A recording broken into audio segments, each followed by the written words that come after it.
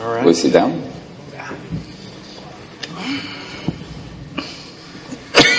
Well, it's an honor to be here. I'm very excited to be on a stage after Clarence Page, and that was an incredible talk. And especially with these three gentlemen, I want to introduce Oscar Chacon. He is the co-founder and executive director of Alianza Americas, I'll say it in the Spanish way, and that is a Chicago-based umbrella of immigrant-led and immigrant-serving organizations. This is Oscar right here.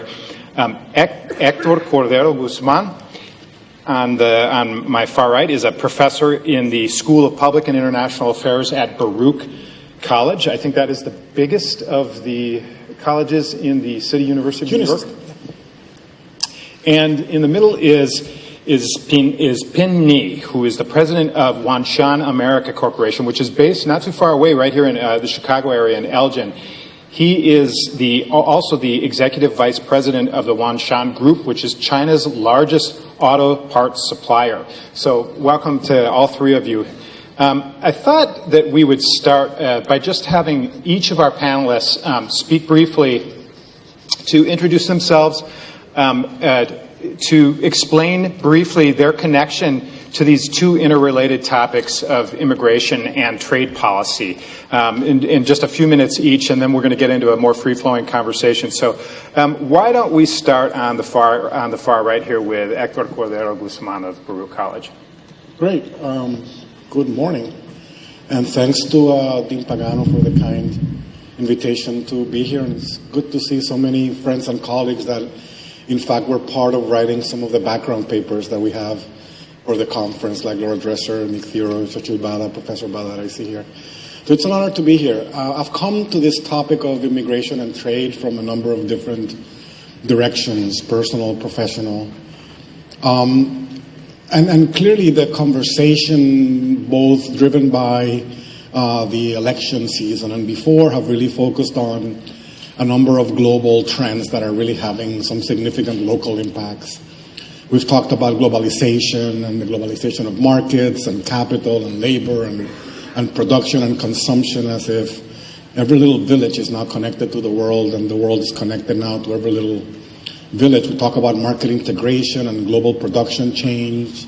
We talk about advances in technology, transportation, telecommunications, and as if somehow they're making the world smaller and tighter. We've talked about flexibilization and subcontracting as part of the ways in which firms go ahead and conduct their business. We talked about the growth of temporary workers and labor market intermediaries that are focusing on trying to match people to jobs. And we've talked about declining unionization. It came up in a question this morning around the role of organized labor. So clearly all these trends are also being reflected in the changing demographics of the population, the changing demographics of the labor force. There's been increased migration, and as workers from more and more places can access this kind of global labor market, our neighborhoods and communities are changing sometimes in very uncomfortable ways. And perhaps I read this a couple of years ago. This may or may not still be true today, but I thought that what I read was that the two largest employers in the world are Walmart and Manpower. Walmart being the famously low prices, low wages, low benefits. Maybe they're trying to change the latter part of it these days. Retail store, and Manpower, which is basically a flex labor, temporary kind of staffing firm. So there are real serious problems associated with the changing nature of globalization and perhaps the changing nature of migration, including low investment in training, maldistribution of those investments in training, a proliferation of bad jobs without benefits, and a lot more stratification in the labor market. And we now have 35 million low-wage workers working in all the occupations and professions that actually make the rest of the work possible. We can talk about domestic workers, home care workers, restaurant workers, back of the house, front of the house, laundry workers, and a proliferation of other types of low-wage jobs. And I think estimates are that those jobs are going to grow by 4 million over the next, through 2022, which is over the next 6 years. So definitely that presents a lot of challenges. And let me finish this first part of the intervention by talking about where the solution to managing those challenges is likely to come from. And I think it's likely to come from a set of entities that are probably very well represented in the room, but that we haven't necessarily explicitly talked about much, other than Juan Salgado, who gave an example of his organization this morning, and I'm sure Oscar, who's going to talk about the organized work of his group.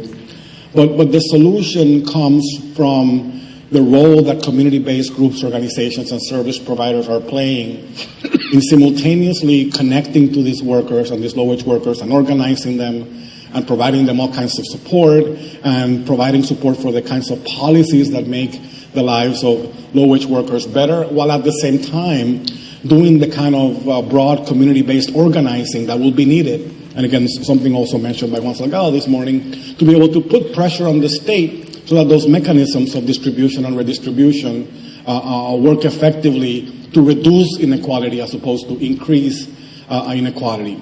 If companies are owned by few people and they make more and more money, it's only those few people that are the owners of that are going to benefit. And the consumers may find cheaper prices here and there, but they also have to suffer from cheaper wages and lower consumption power. So certainly, as I see it, the way forward means having a robust, vibrant, community-based infrastructure, social service infrastructure that is going to connect to the people and connect to the policies in ways that argue for better outcomes for all. All right. Well, we're going to be definitely talking more about solutions on the issue of wages and inequality. So that is Hector Cordero Guzman of Baruch College. We're going to move now to Pin Ni. He is the president, again, of Wan Shan Corporation, based right here in Elgin. Thank you. Yeah, I'm very honored to be here as well. And I don't know, if my view would even matter, but I can tell you for sure this discussion on the view for these two subjects matters to me, because I can be the witness of both subjects. And just very quick background, I came here. Actually, I went to Kentucky back in 1992. I remember at that time making a long distance phone call to China was very difficult, and it cost me like a $4.58 per minute, which is more than my wages I could make in school down there. So obviously, the world has changed. There's no doubt at all. So, I started a business about 20-some years ago in Chicago. So now we have, grown from just a trading house, that's, the subject, to a very big company in the United States. The reason, we started with the trading was that, obviously that was the most, I would say probably the easiest way to conduct business, because USA has a very open market. And I always say, I was surprised, it doesn't matter which color you have, which job title you have, which, whoever you are. At the end, people are all the same. We all like better product with cheaper price. So that opened up the door for a lot of trading activity. So look back, in today's environment, I would say, the globalization is the reality. Obviously, people can view from different angle, have a different conclusion. We can like it, we can dislike it, we can participate, we can stay out, we can feel the pain, or we can feel the gain. So I would say, these are all common and the normal. It's from the different perspective. And I can share one example, from our own experience. In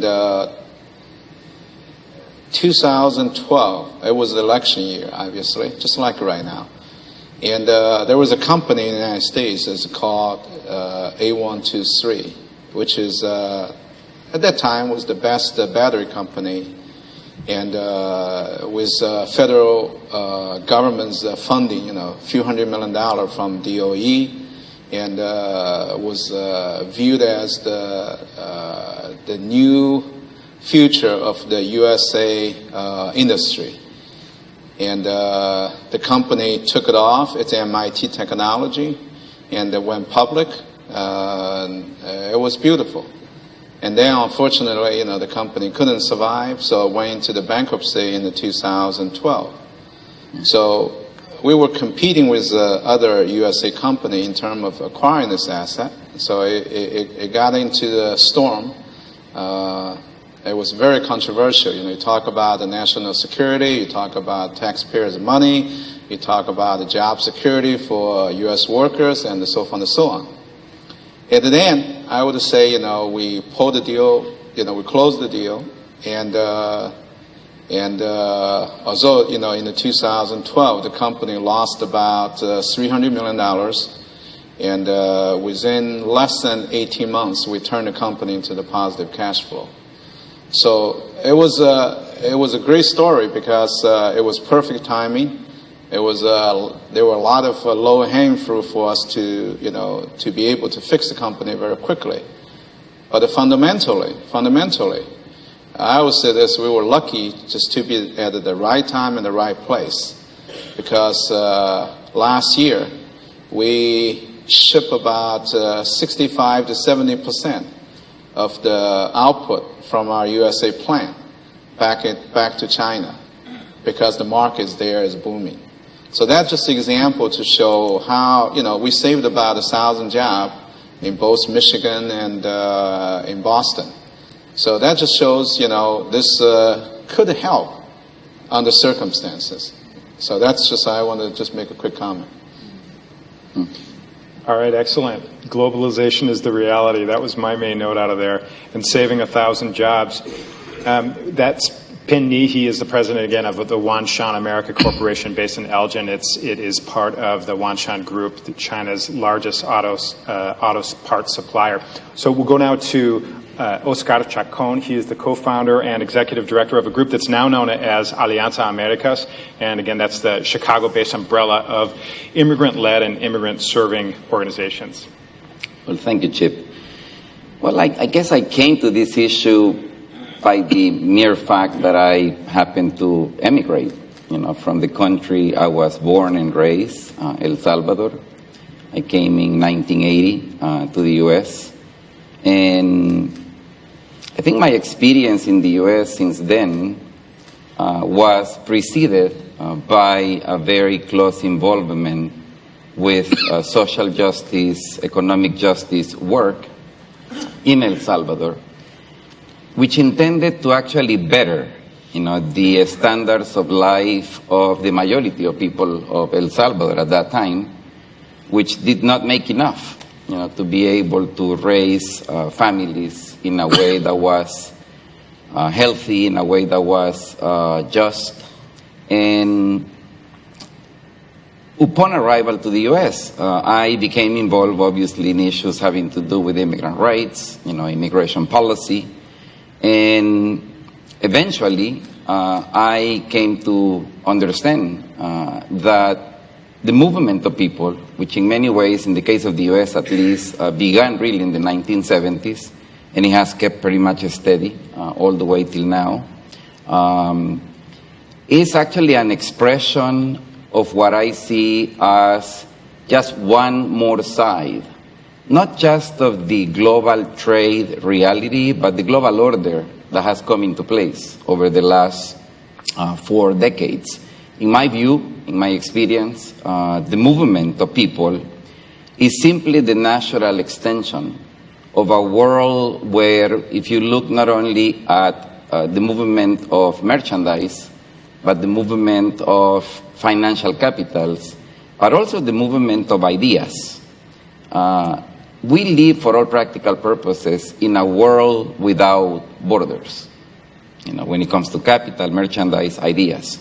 And yet, when it comes to people, I cannot but see how we have made it as difficult as possible, for people to actually move from one place to another. So that's one of the key issues that motivates me and relates me to this connection that we are exploring this morning, trade and migration.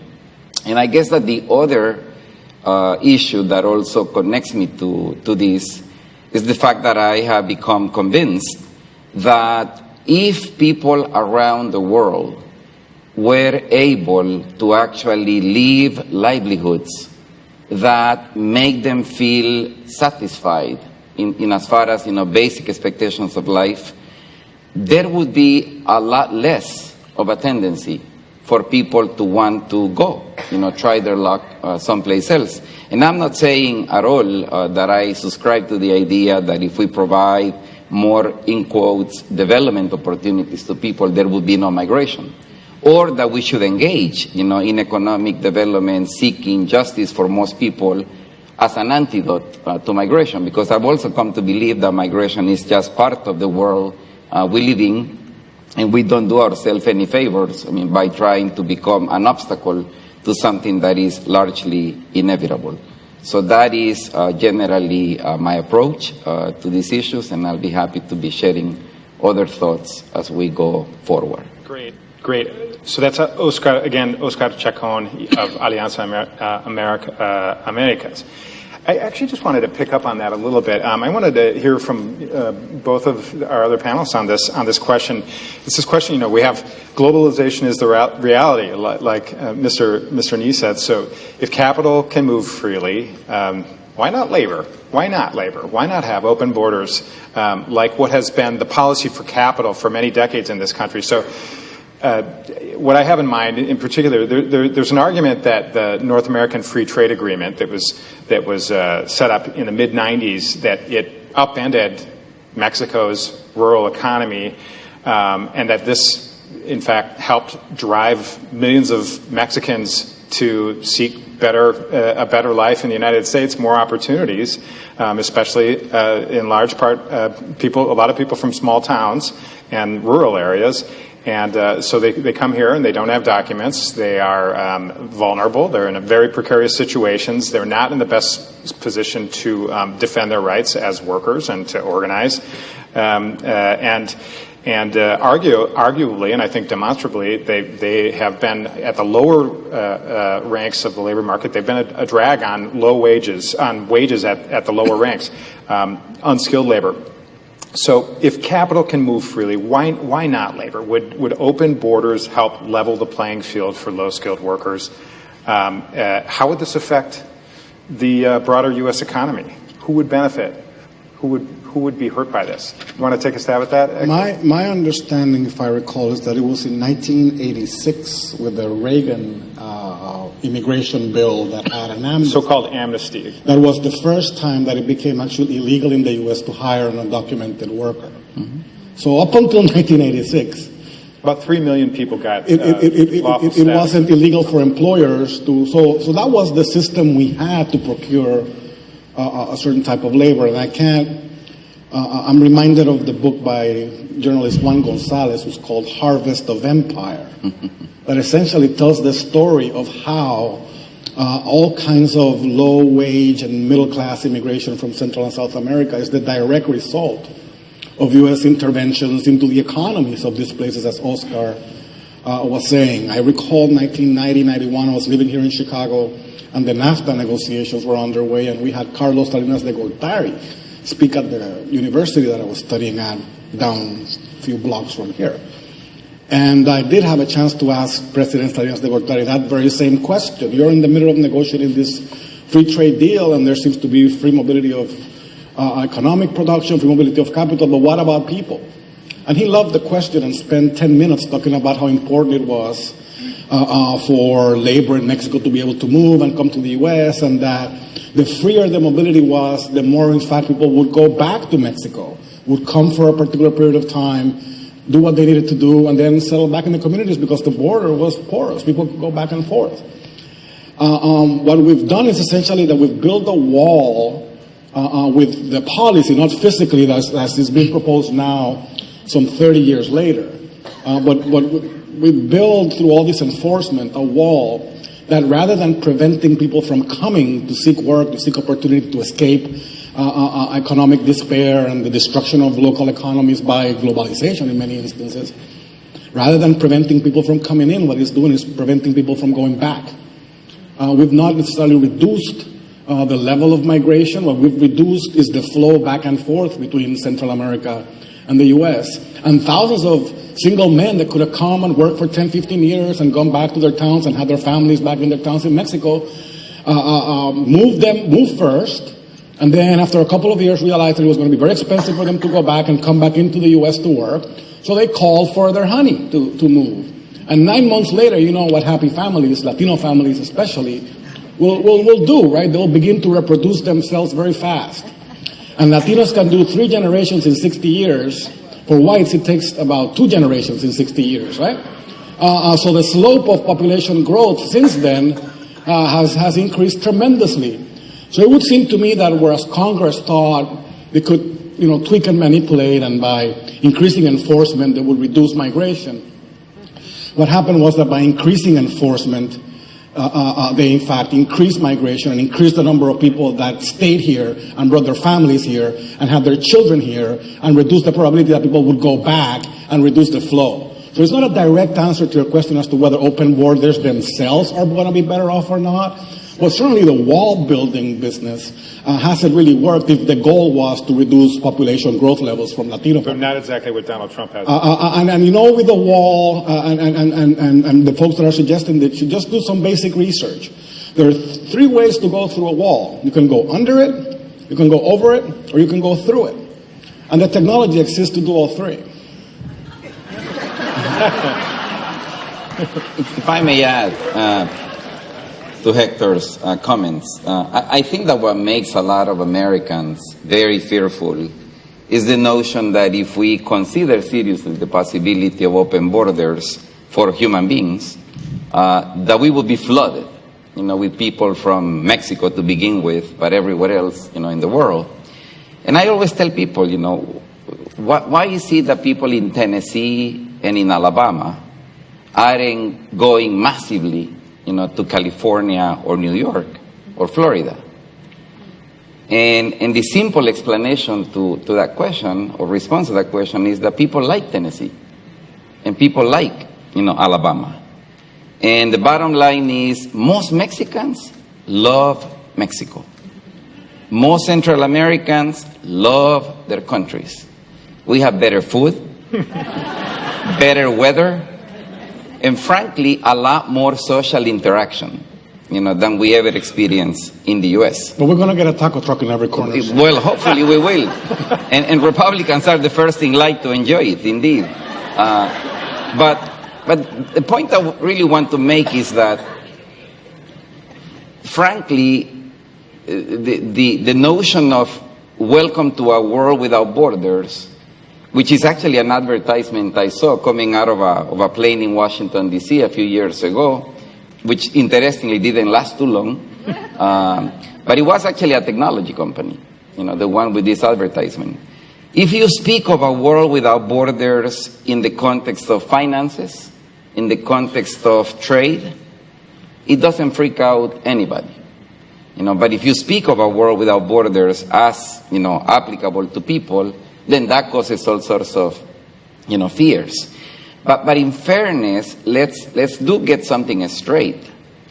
The system that we as the United States of America, as a world leader, have contributed to put in place over the last 35, 40 years, more so than before, is a system that has unfortunately been driven by the same basic rule.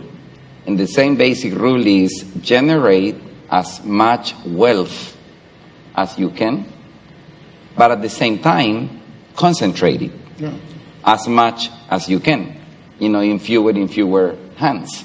And I think that is the issue that never gets to be talked about when we have a presidential campaign where the issue of migration and immigrants has become so incredibly toxic, as it has. And the last comment I want to share is one that has to do also with who has been moving for the most part, in the world over the past 30, 40 years. The bottom line is, and actually Peter Drucker, somebody who passed away unfortunately in November of 2005, in an essay that he wrote back in 2001, thinking about the next society for The Economist. This is The Economist magazine, where these essays were published. But he said one thing that stuck to my mind from since then, because I had thought about it, but I hadn't actually put it in the way he did.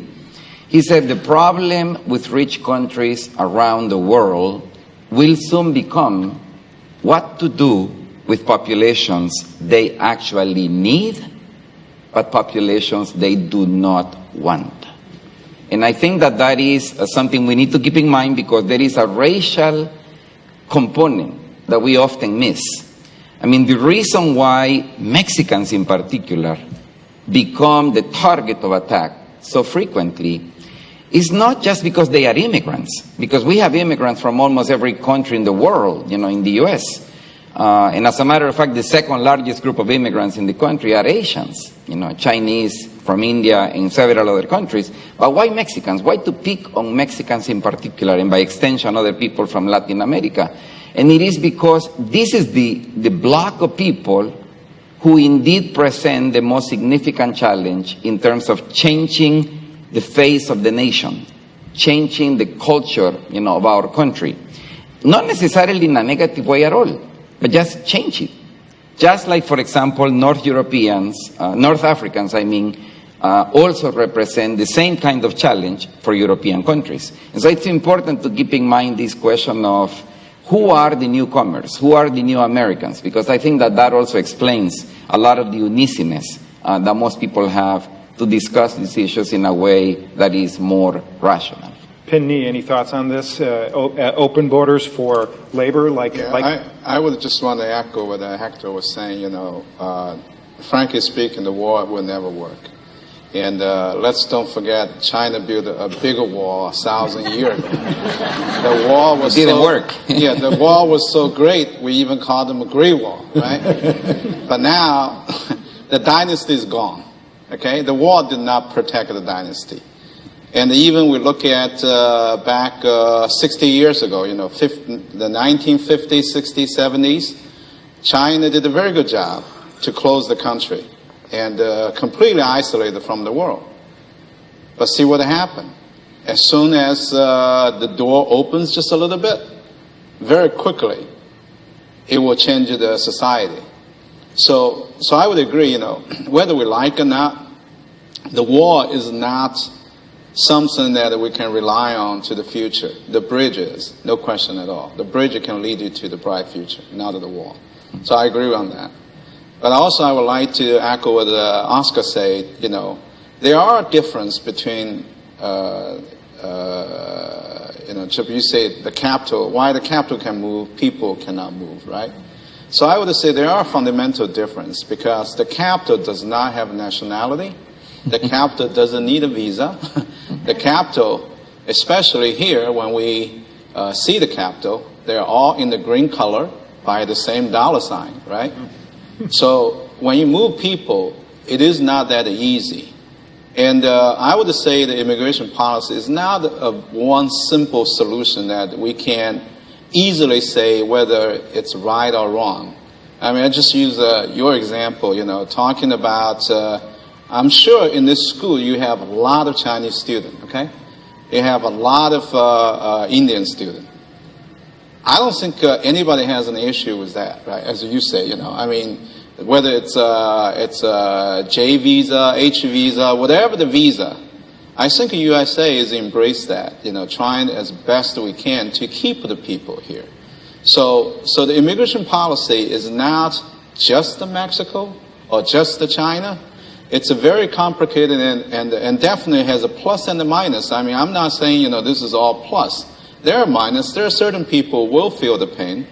But now the question is, as of a reality, are we going to move forward or are we going to move backward? You can move backward if you want, but the question is that's not going to solve your problem. So that's just, my view.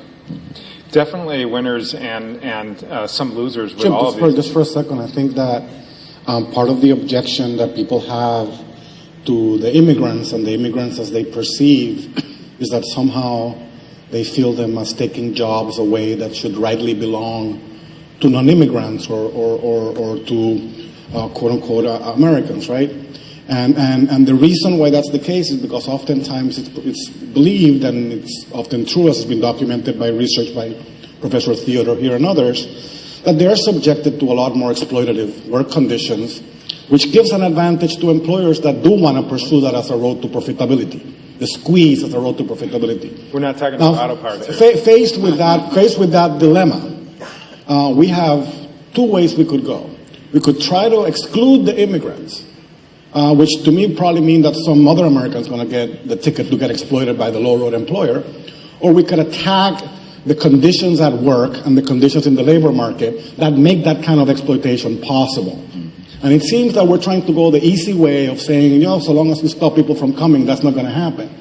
And it doesn't seem to be the case. I think that the more fruitful approach would be, as it were, to plug the leaks at the bottom of that labor market, as it said, and raise the floor for everybody, which I think will make immigrants happy. They are sometimes better off than they were where they came from, but not as well off as they should be, because they are taking some advantage of. So my suggestion would be to focus more on labor market and policies that impact the bottom of the labor market than to attack the immigrants themselves that are taking those positions, and that's more likely to result in a benefit for everyone than the approach of just divide and conquer that's I think Hector is touching on something that I happen to also firmly believe in.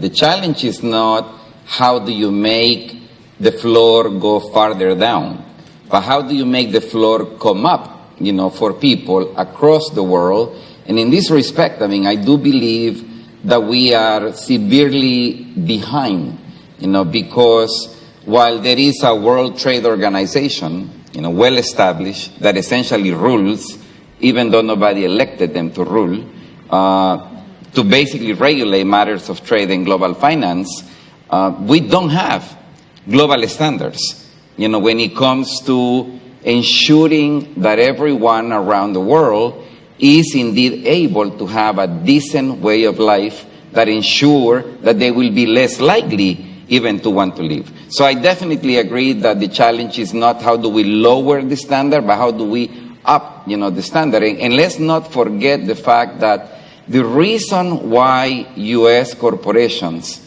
became nationless corporations, essentially in a very strong way in the 1970s, is because they discovered that it was a lot better to go set up shop someplace else in the world where they could produce at a much lower cost and yet bring the merchandise back to the U.S. for selling and make a humongous profits rather than any other reason. That was the reason. And the reason why it is hard for people to imagine that there are indeed many Americans bound to become more exploited unless, we raise the floor is because, I've always said it many times, immigrants are not willing to work for lower pay.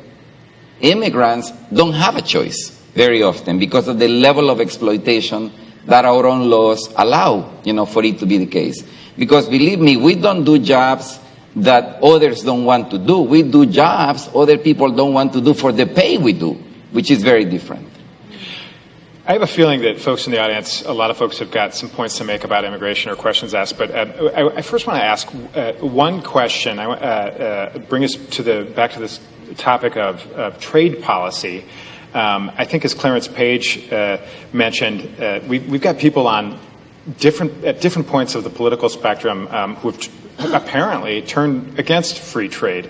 Bernie Sanders on the left, Donald Trump, of course, on the right, even Hillary Clinton, who at first was a strong proponent and helped work on President Obama's Trans-Pacific Partnership. She has turned against that agreement right now. So we've got left, right, and center. And my question is this simply a matter? Does it boil down really to just these two major party candidates in very heated contests in a handful of swing states in the Rust Belt? Wisconsin and Ohio come to mind immediately, where obviously a lot of manufacturing jobs have disappeared and some production has been exported over the years to both Asia and Latin America. Or is there something else going on? Is there something deeper going on? And I just wanted to hear from folks, what do you think is behind this apparently broad discontent in the last couple of years with free trade? Why don't we go left to right, starting with Oscar this time? Sure. I mean, I think that there is more than just being anti-trade. And let's just, for the record, I mean, be known that most Americans have been steadily against global trade for many years. I mean, if you go back and look where did people stand in relationship to global trade, of so-called free trade, which, by the way, is not free, people have been consistently opposed to that. And yet, you know, many trade agreements have come into place, even though the majority of voters did not necessarily support that. So let's not make it sound like if it is just really something new. I mean, it's become a little more hyper recently, but it is not something new. But I happen to believe that there is, again, more than trade. I think that people are extremely dissatisfied with the failure of the political class to actually provide solutions to problems people, you know, definitely experience. I think people are very fearful about the changing face of America that they don't understand. I mean, and believe me, that's not unique to the U.S. as a society. I mean, any society behaves in erratic ways in face of something they haven't had the opportunity to understand, such as demographic change. I also believe that they are deeply disturbed, you know, by something I said earlier, namely that as wealth has become generated in ways never imagined before, that wealth is not being in any way equitably distributed in society. But that is also true around the world. So I think when you have the combination of these factors and a few others I don't have time to mention, are actually what causes, I mean, this serious state of paranoia that can be very easily taken advantage of in the context of a political campaign like the one we now have in place in this very moment. Pin Ni, Wanshan America Corporation president. I wanted to hear from you on this, especially. I'm very interested here. Do you think is this something like globalization is the reality, as you say, and it has become increasingly so, and for decades, since at least World War II. Are the benefits just not trickling down to enough people? And I don't know how closely in touch anymore you are with China, where you were born. But I'd like to hear what people are, what the discussions are in your company and your family and relatives and everything in China, and also what you think of what's going on in our country here, your country. Yeah, I just want to go back to your initial question. First of all, honestly speaking, I still have a hard time to understand our politicians. So I'm not going to comment on that part. But I would say there's two real fundamental or practical questions here. Number one is that, can we really stop the trading? Yes or no, right? From practical point of view. Secondly, that does the trading help to increase the job or reduce the job opportunities here? The treaty you're talking about, this Trans-Pacific Partnership? Yeah, whatever, that one I heard a lot of debate, but I still doubt, at least I don't understand that one, and nobody really come out to tell us what that is. So I think we're debating for something we don't even understand. Okay, that's my comment on that part. But first question is, can we really stop the trading? So I just use one very simple example I have personally experienced. I think I don't remember, maybe 10 years ago, there was an administration policy to say the steel workers are getting killed here in the United States. So that's just too bad. So let's just post the duties for the import of steel, because that will help our steel industry here and we will sustain the job. It didn't work for the first year. It might work for the second year. But the third year, at least from what I experienced, not only we did not protect that industry, we also killed a lot of our forging shops in the United States. Why? Because now the forging shop have to buy more expensive steel locally here to making the forging part. Now their product cannot compete with the forgings coming from other part of the world. So now you can do the same. You can put a bar on there and say, okay, no more forging coming to the United States. But then you just going down to the next layer for the product that as long as you have the door open there, just even a small opening, I think the business logic by itself is not going to stop the free trade. It's just not practical. So that's my first answer. I just don't think that's practical. Even we may have a great desire with a very good intention for what we want to accomplish, but that's not practical. So that's number one issue. So the number two is that will the trade cause a penalty for our society in terms of we shifting all the jobs to China, to Mexico, to wherever? Yes, from the surface, it is very true that, obviously you make the product they're not making here, you see a job loss, right?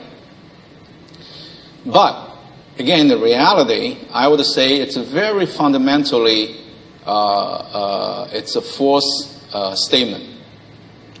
I always say this, 100 years ago, the technology made the people a machine. Because you look at the T1 line for Ford, now people get on the production line, we become part of the machine, right? That's the history. Today, the technology making the machine a people. So even in China, we're talking about this new industry technology improvement is going to take out all the jobs that people don't necessarily need to be on that production line anymore. So whether this is, the artificial intelligence, technology coming through, whether this is just the robot. I know, like in Wanshan, China, we're putting about 2,000 robots on the production line every year. That means that 2,000 jobs is going away. But that's a civilization, right? Unless we all want to go back to the farm and try to be as a farmer, that's the civilization. So I don't think that that's necessarily bad. It has a short time pain because the people will be forced to change their, we joke about this, you move from the blue color to the white color. Now, obviously a lot of people want to talk about the green color. So I say the color doesn't really make any difference. But the job nature will be changed.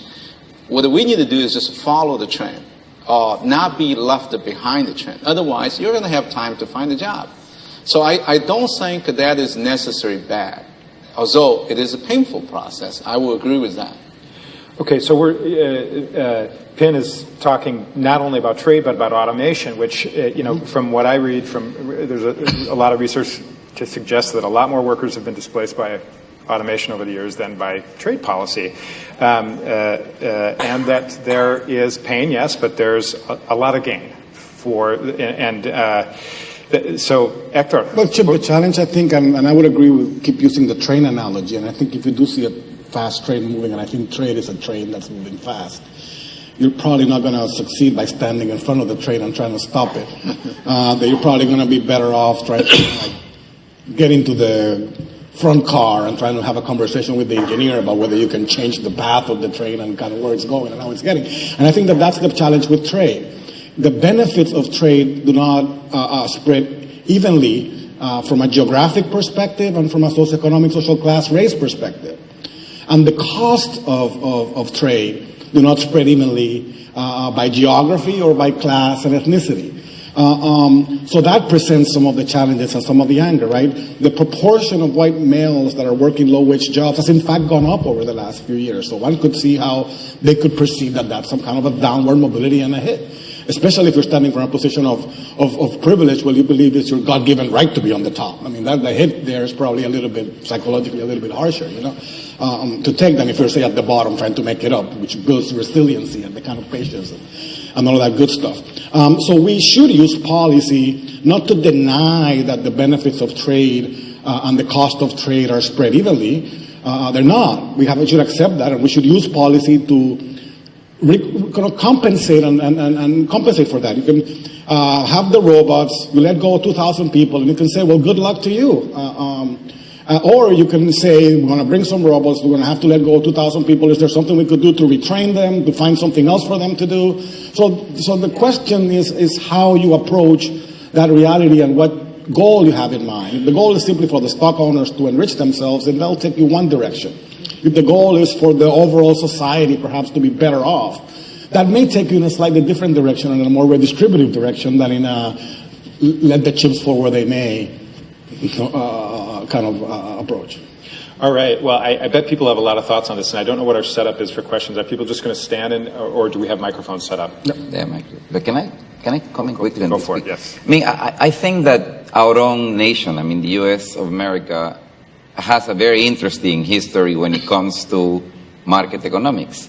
I think part of the problem is that we have too many market economics fundamentalists, basically trying to convince us. I mean, that the way things are going, it's okay, and it's actually impossible to stop it.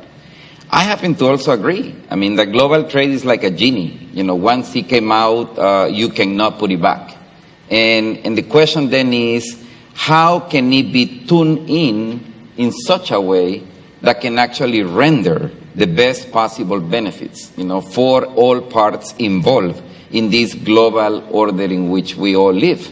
And again, I mean, the United States of America, if you think about it, I mean, through essentially the 1920s, was not going in a direction that people felt proud of, because it was the age of the gray barons, and, there was plenty of poverty to see and to speak of.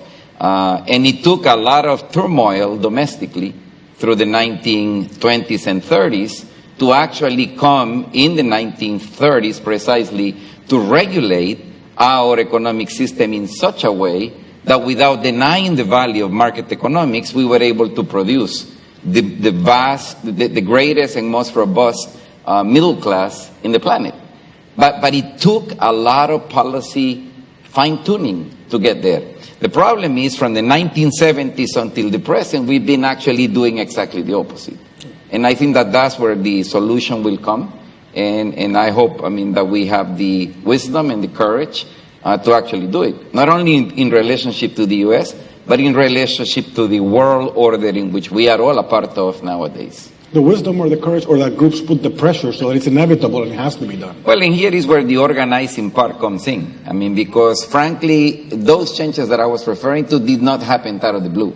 I mean, they happened because there were people who was concerned enough to get organized. And community-based organizations, just like you were saying earlier, have a role to play. Frankly, I believe in the past, it was labor unions who essentially did the heavy lifting in terms of getting us to the discipline point where we could actually speak of a shared economic reality.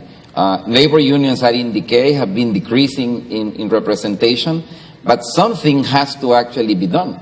Because again, it's not going to get fixed by itself, I mean, as far as I can tell. Question right here.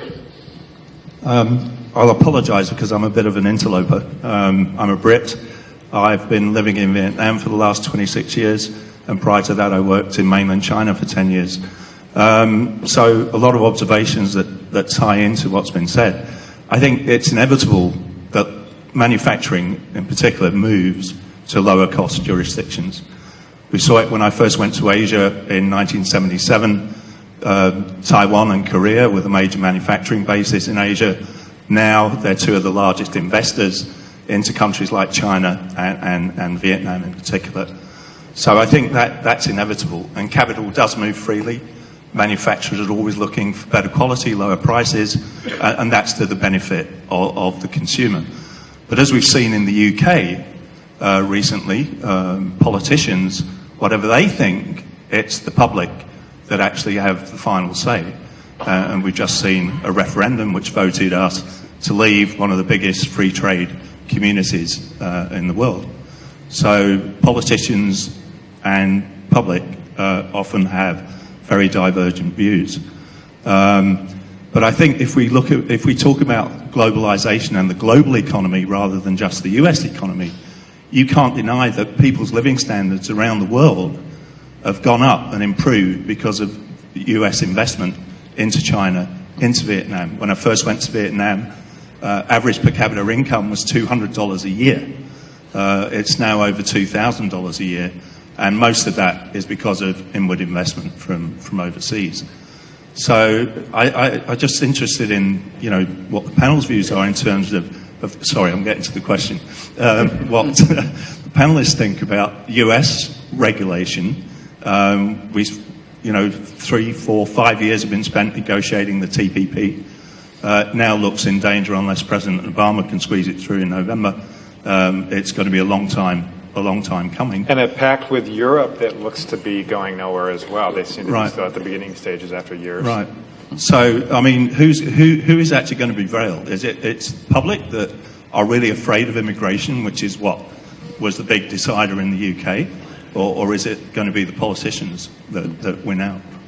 Who wants to talk? I mean, the first thing that I feel, like by way of response, is it is true that if you compare where we were worldwide, in terms of poverty, and where we are today, in Africa, Asia, Latin America, that we have gotten better, but not better enough, especially compared to the way in which people around the world have been transformed as a result of being exposed to the same type of global communications mantra that essentially is telling them constantly that there is absolutely greener pasture someplace else. And so compared to the level of expectation that the very global system we live in has actually raised, the improvements don't seem to be nearly enough. And I think that's a very complicated issue, because it's not just about making sure that people who are surviving with $2 a day manage within, let's say, 5 years to have $5 a day. Because it's more complicated than that, because people are just imagining their own reality potentially being better. For example, if they emigrate, if they manage to go to a place like the US, like the European Union, where they at least envision the possibility of being significantly better than they are, even though the reality has improved compared to where they were 20, 30 years ago. So I think it's very complicated, and I just definitely believe that the only reason why TPP seems to be in danger right now is because of the voters, backlash, not only in the US, but also in several European countries as well. But frankly, let's remember, in time of elections, politicians will promise whatever they have to promise in order to get elected. Whether they will actually do what they promise is a very different story. Yeah, I would say, I'm pretty confident. I know a lot of people have a question about whether this is going to be eventually get killed. I would say, as Hector say, you cannot stand in front of the train. As soon as the train leaves the station, it's on the track, it's going to go. But on the other side, I would say the controversial is very good. And in fact, a lot of debate, a lot of difference opinion. And if this was an easy agreement, then I would say this agreement probably have no value. Because it's such a big controversial among all countries and nations, I think that shows that it does have a value, and that we're going to get there, but it will take time. It will get a lot of debate, a lot of argument. That is a democracy, so that's okay. And I would say, as an example, I talked to people from China before. I said the TPP, I was a little surprised as China said, oh, we're not a part of that. We were lied to be part of that. Because TPP is not like a WTO. It's more the international trade or economic agreement. It's more about the political system. You look at it in there, the anti-corruption, the code of conduct, and transparency. All this is about the civilization. It's not just about economy. So I think, if we can get more country join us, and definitely we're going to spread it out whether we believe in the United States, which is going to help the world and eventually going to help us. So I think, obvious election, you have to, that's the reason I say I never understand, but, election time, you gotta let it come through. And then after that, we need to come to the realistic world to see whether this is really going to help us or it's going to hurt us. Hector. I just simply see the Brexit as an example of inability to deal with the costs of trade. For the Brits to have some kind of a position against globalization, I find extremely curious. And immigration is basically it's demagoguery to a large part. But people fall for that kind of demagoguery because there's a fear of losing what they know to be familiar. and that somehow the brown person over there is coming to kind of undermine that and get into your home and get into your basement and take your stuff and eat your children or something. So we need a kind of more contact, more interaction, and I think when people tend to have a real experience with real people, their level of fear and demagoguery goes down, and I think we can see that in many parts of the country. So I'm optimistic that moving forward, more contact is going to lead to more understanding. But there's still puzzles out there because people obviously want benefits and they don't want to pay the cost. And there are many instances in which people can believe they can get away with that. Looks like we have time for at least one more question, a quick one. Yes, ma'am. Thank you. My name is Esther Herra. I am the founder of the Foreign Professionals Coalition. I sent a letter to President Barack Obama because there is a group that have been behind for many years. For example, foreign professionals are not considered professionals in the United States. 30, 20, 10 years ago and now, many people come with some career professions and they are not recognized. I was tired, and when I sent the letter to President Barack Obama, he answered to me last year. And 1 month ago, he sent me a second letter, and also I received an email. And because we struggle a lot, because we try to work in something that we like and we dream about, but it's difficult. And if we want to create a company or be an investor, the United States requires us $1 million. We don't have $1 million. And now in the email, Obama is telling me that, or telling a group that he's trying to create a visa for high-skilled people and professionals to start creating their own companies. And basically I want to say that because, for example, the political situation now is something that has been in the United States for so many years, discrimination. But discrimination was under the table, and now it's surfaced. But it's something that has been all the time in this country. We have been victims sometimes of discrimination. When I tried to come to the United States in my 20s, I remember the U.S. Embassy told me, no, you can't go to the United States because you are too young, you are professional, and you don't have ties with your country. No, we don't want people like you. And now you see, and now they are bringing professionals with the H-1B visa to work here. But for us, has been difficult. Why they don't consider the professionals that are here? No, all of them are undocumented. Many of them have documents, but they are not considered. They don't have offers to start working. And well, for the reason I created the coalition. And if you go, it's a Foreign Professional Coalition or hashtag please join FPC. Thank you. And well, it's what I want to tell you. I hope the new visa comes and help us to start our own business because we have education, but we don't have the money to be a 1 million investor. Thank you. All right. Any comments on that? She's talking about higher skilled immigrants and help for them. You know, again, I mean, I think that she's absolutely correct. I mean, I don't know if you've ever been to Washington, D.C. and get in a taxi cab in Washington, D.C. You can end up having the most interesting conversations with taxi cab drivers in New York, for that matter. People very much well-educated, doing jobs that are really not according to their level of knowledge and skills. And I think that that's just one example of what I meant earlier when I said that, you know, we need a different kind of order in order to manage the global reality we live in. Talent should be something that we recognize more easily than right now the laws allow. And that's only one example. I mean, but there are many other, you know, areas where we need to do just better, adopting universal standards that can actually have a possibility of rendering better societies in the U.S., but also abroad. I think because a lot of Latino immigrants are concentrated in low-wage jobs, there's the perception that they're low-skilled people. And that's not necessarily the case. And in many instances, you have people that have received very decent educations and have very decent skills and credentials because of language, because of discrimination, like she said, because of lack of access to recredentialism programs. We do build barriers here on access to certain occupations because we don't want everybody to be in that occupation. And that sometimes includes people that are very well qualified that are coming from abroad.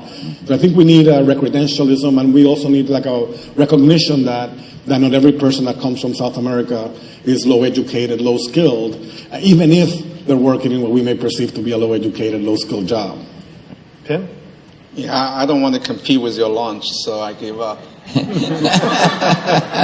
Well, I think we are right about out of time. So I just want to thank Oscar Chacon, Pin Ni, and Hector Cordero Guzman. Thank you very much. Pleasure. Thank you, by the way.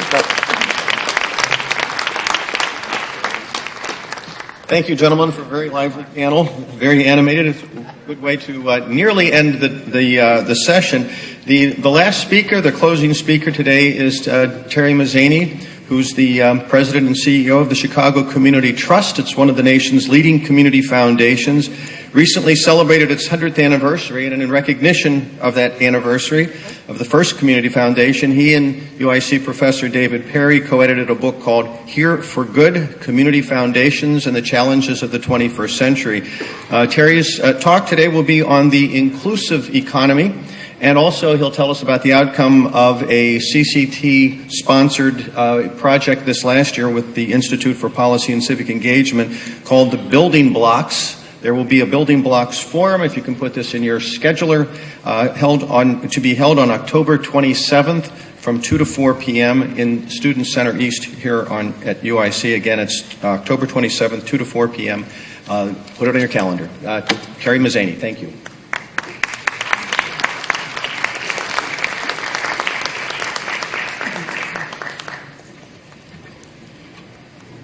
Good afternoon. All right.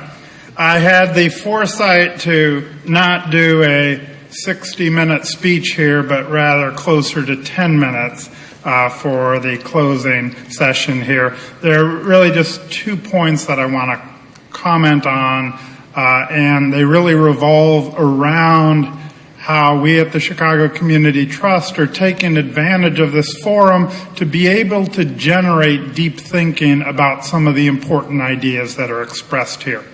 So this past year, we were focusing on building on the great success of our on-the-table civic dialogues, which last year we had 55,000 people, 3,500 mealtime conversations on a single day. And what we wanted to do was to see how do we turn these ideas into action. And so we announced and awarded funding for a proposal here that would engage residents directly in efforts to address a complex problem.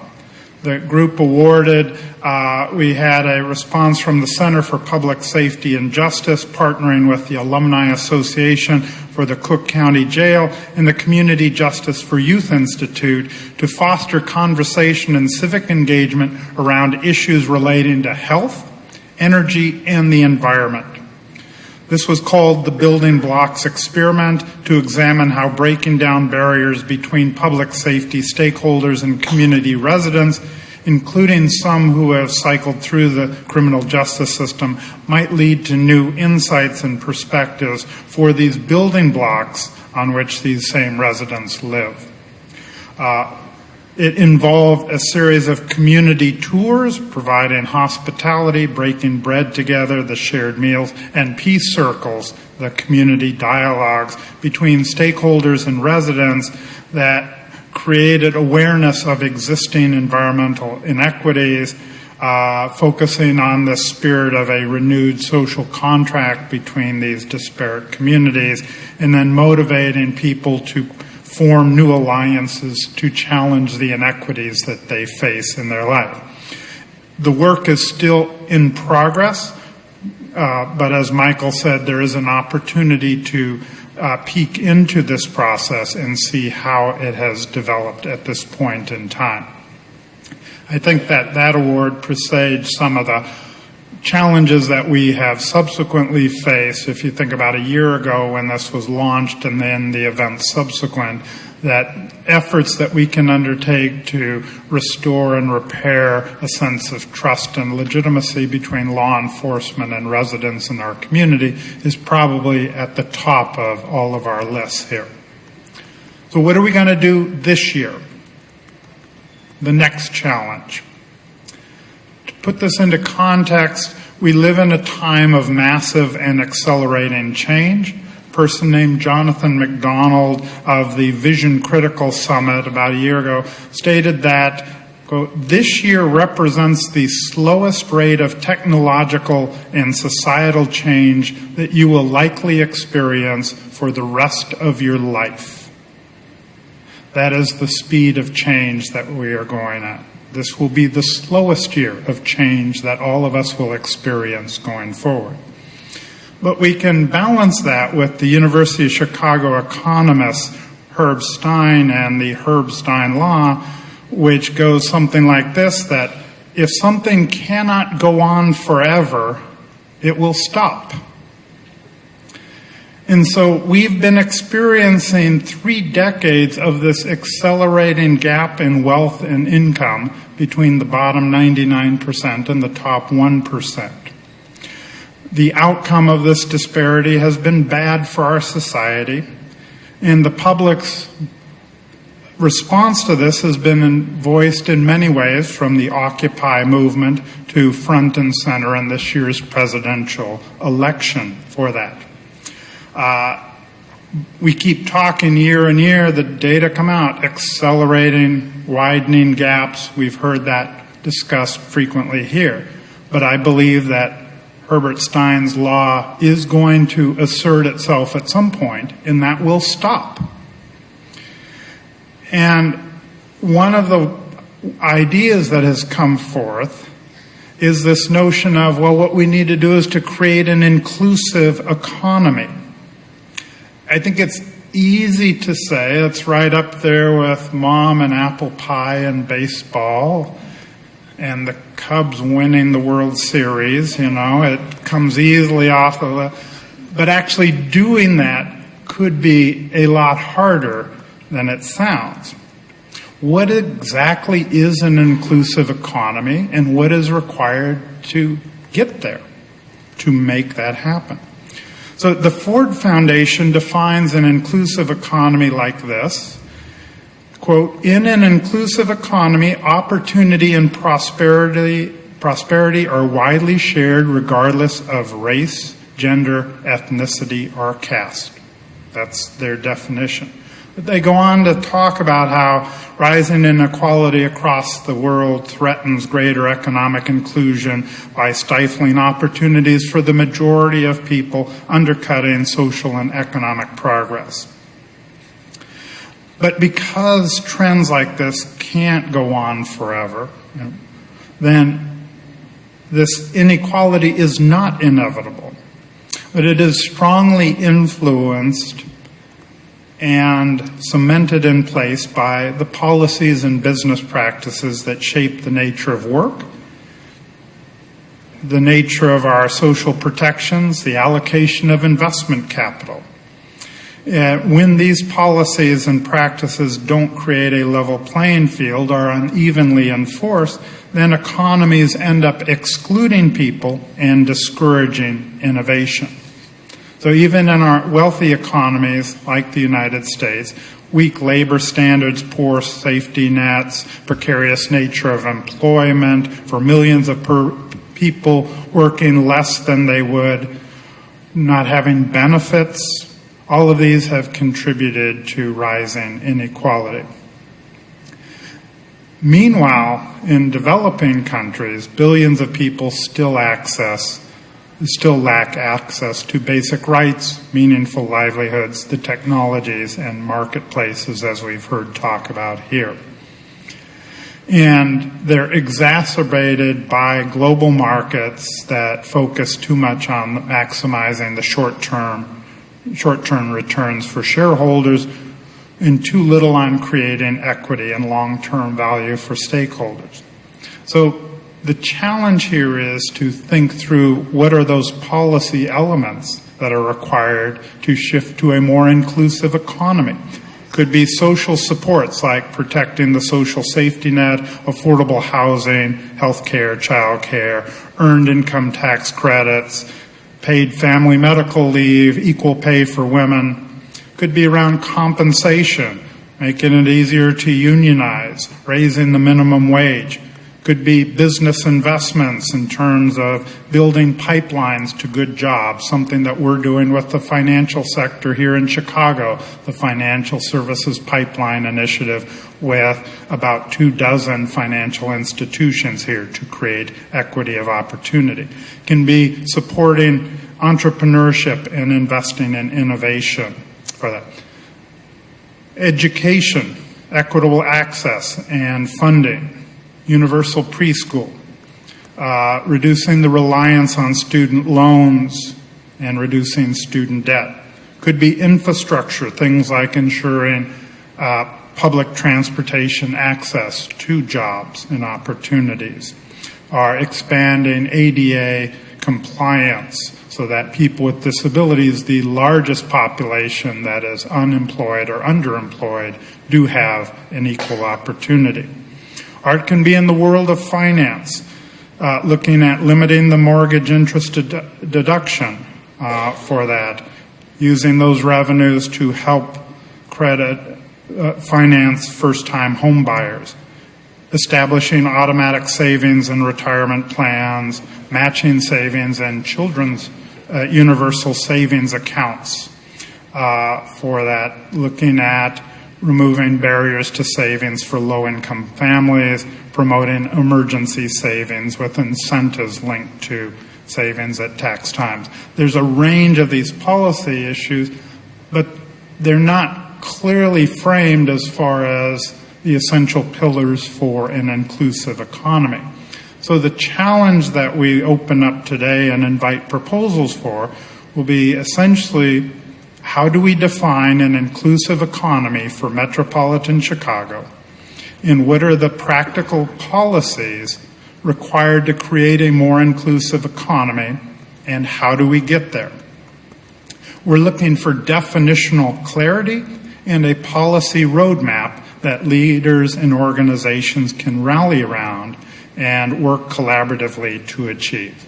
So that is what we hope to get to establish this as a seminal work that all of us can refer to as we work together to address the issues that were very thoughtfully and provocatively raised here today.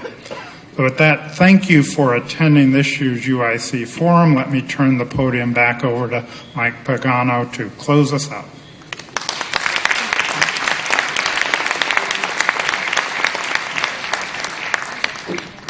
Thank you. It's always a privilege to partner with the Chicago Community Trust, and this is an interesting opportunity for you to submit ideas about what constitutes an inclusive economy for the Chicago metro region. You can go to our website. There will be more information on how to apply for this and eligibility and the time frame, which is pretty quick. So take a look at the webpage, uicurbanforum.org, and it will be posted there. If not now, it will be posted later today.